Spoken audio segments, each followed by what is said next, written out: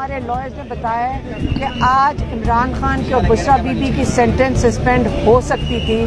کیونکہ نیب کو نوٹیفیکیشن چلا گیا تھا، لیکن آج جج صاحب نے نہیں کیا کیونکہ جو ایک شخص آئے ہوئے تھے بغیر کسی کاغذ کے، انہوں نے کہا کہ مجھے رات کو اطلاع ملی ہے، پورے پاکستان کو اطلاع تھی لیکن اس شخص کو رات کو اطلاع ملی ہے کہ یہاں پیش ہونا ہے۔ اس نے یہ بھی آگے کہا کہ ہم نے تو ابھی پروسیکیوٹر یا لائر اپوائنٹ ہی نہیں کیا یہ کیس کے لیے۔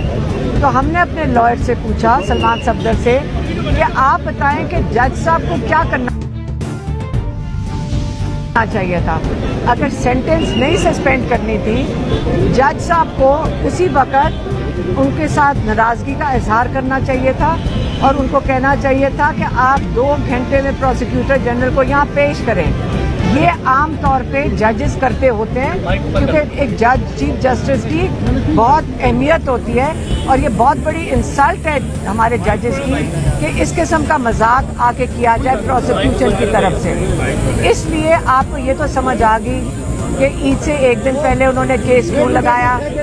آپ کو یہ بھی سمجھ آ گئی کہ انہوں نے 11 تاریخ کی ڈیٹ دے دی ہے۔ اب ہم نے لائر سے پوچھا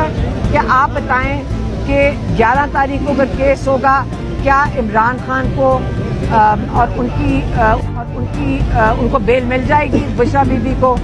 تو انہوں نے کہا کہ یہ بھی ہو سکتا ہے کہ 11 تاریخ کو آئیں گے کہ اسٹولن مینڈیٹ کی حکومت کا نمائندہ وہ آ کے کہے گا کہ جی میں نے فائلیں نہیں پڑھی ابھی تک اور مجھے 1 مہینہ چاہیے پڑھنے کے لیے۔ ان کی کوشش حکومت کی پوری یہ ہوگی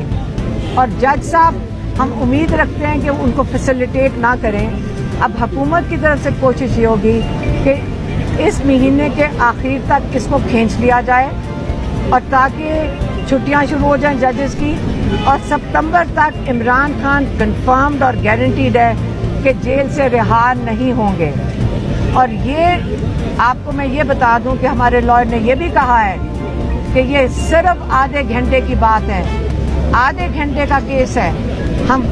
جج صاحب کے ساتھ پیش کریں گے کیونکہ انہوں نے کہا کہ ہم آپ کی اپیل اگلے سال تک نہیں سن سکتے۔